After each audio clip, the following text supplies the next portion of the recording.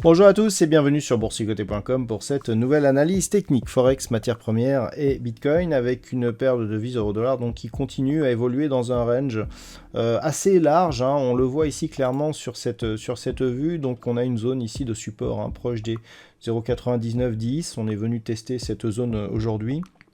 Puis en termes de résistance, on a un niveau ici approximatif à 1.0080. Et donc entre ces deux zones, on a la zone de parité ici. Et on commence à avoir pas mal de volatilité d'ailleurs à l'intérieur de cette zone d'évolution. Donc on reste ici dans une neutralisation court terme, c'est assez clair actuellement, mais avec une prépondérance plutôt baissière, puisque c'est le sens de la dynamique donc de la tendance de fond, et notamment depuis que l'on est venu ici marquer ce nouveau point bas significatif par rapport ici à l'impulsion principale. Donc on a toujours ici un objectif de poursuite sous la zone des 0,9955, puisque même avec les petites cassures ici, on n'est pas revenu suite à certains rebonds, invalidé ici sur la zone des 1.0111, qui est l'ancien retracement donc à 61,8%. Donc pour l'instant, l'objectif ici de poursuite en direction d'une zone liée à une extension de Fibonacci proche des 0,9694 n'est pas invalidé, même si on n'en est pas proche, même si effectivement la rupture semble moins forte que ce que l'on aurait pu penser au début. On a une neutralisation, mais qui n'invalide pas la possibilité d'ici d'avoir une dynamique baissière. Donc c'est à surveiller. En tout cas, pour l'instant, il y a neutralisation tant que l'on est entre 0,9010 ici et cette zone donc de résistance.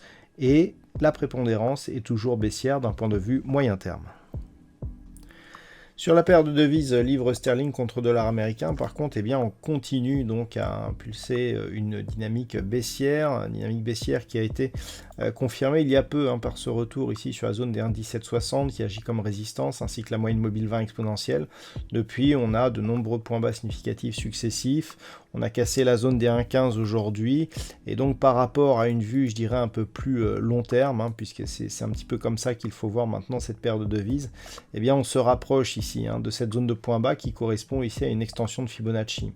Si on revient ici sur l'unité de temps 4 heures, on peut voir que cette extension qui pouvait paraître très éloignée lorsqu'on avait cassé ici la zone des 1,1760, on s'en rapproche dangereusement. Donc je rappelle cette cotation 1,14,296, donc on pourra arrondir à 1,1430, et on a touché, on est descendu sous les 1,15 aujourd'hui.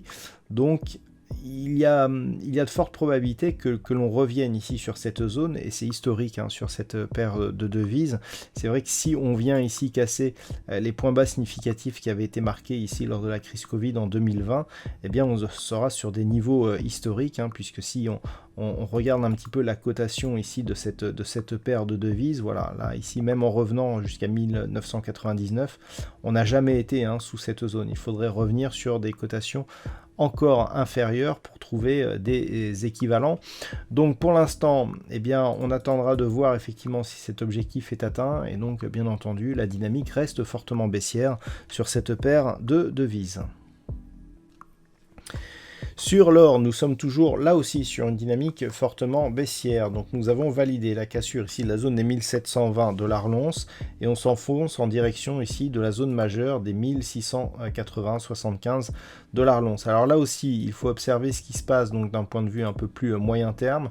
Alors on est ici en hebdomadaire, on le voit, cette hausse ici qui avait cassé donc la zone des 1675, et les nombreux tests qui étaient intervenus donc suite à la cassure. On le voit ici, et puis donc désormais sur cette phase, on est dans une phase de neutralisation. Donc depuis mai 2020, depuis que l'on est repassé ici au-delà de cette zone et que l'on a validé ici ces deux points hauts significatifs, le fait d'éventuellement casser ici cette zone alors que on avait justement cette neutralisation, changerait la tendance moyen terme. On a eu de nombreux tests, et donc on pourrait même potentiellement avoir ici une très forte accélération. Donc c'est vraiment le niveau à surveiller. Maintenant, si on revient en unité de temps H4, on voit ici que l'on a une dynamique relativement forte. La zone ici des 1675 n'est plus très loin. On a cassé le retracement à 61,8% de Fibonacci, ce qui nous donne une très forte probabilité ici de revenir sur le retracement total. Donc clairement ici, eh bien, on devrait venir tester cette zone. Et attention, puisque en cas de cassure, eh bien, on aurait d'énormes répercussions sur un horizon de temps un peu plus long terme. Sur le pétrole WTI, nous sommes dans une phase qui devient volatile. On a connu une forte baisse encore aujourd'hui. On était autour de la zone des 93,50. On revient désormais casser la zone des 88.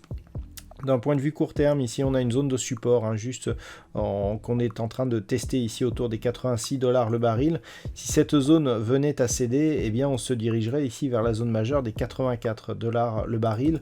Alors d'un point de vue moyen terme, ce niveau n'est pas du tout anodin. Là aussi, si on observe ce qui se passe, donc alors depuis notamment que l'on a eu la cassure ici sur cette zone des 93,50, c'était l'objectif. Et malgré donc le contact ici sur la bande de Bollinger supérieure, on reste toujours ici dans une dynamique baissière. Maintenant, le fait de venir casser ici la zone des 84, eh bien, nous referait passer ici sous cette ancienne zone de support majeur, alors qu'il y avait été par le passé résistance à la fin de l'année 2021. Depuis que l'on avait eu rupture ici, eh bien, on avait une dynamique assez forte. Le fait de revenir ici sur ce niveau aurait des répercussions donc sur la tendance moyen terme et pourra envoyer un signal fort avec même possibilité d'accélération ici du mouvement baissier. Donc c'est le prochain objectif de ce mouvement et ce sera un niveau à surveiller si on venait au contact. Et puis enfin sur le Bitcoin, eh bien pas de mouvement, on reste ici, on est revenu et on reste sur la zone des 20 000 $ pour un Bitcoin.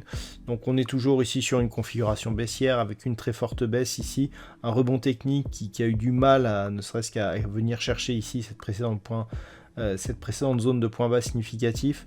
Donc comme je le dis tous les jours, une accélération sous 18 500 nous donnerait un objectif de poursuite de cette tendance moyen terme en direction d'une zone qui se situe entre 15 000 et 13 500 $ pour un Bitcoin. Voilà donc ce que l'on peut dire sur l'analyse technique de ces principaux actifs de marché Forex, matières premières et crypto-monnaies. Je vous souhaite de passer une très bonne soirée. On se retrouve dès demain pour un trading live à partir de 14 h et pour d'autres analyses techniques toute la journée, toujours sur le site boursicoté.com.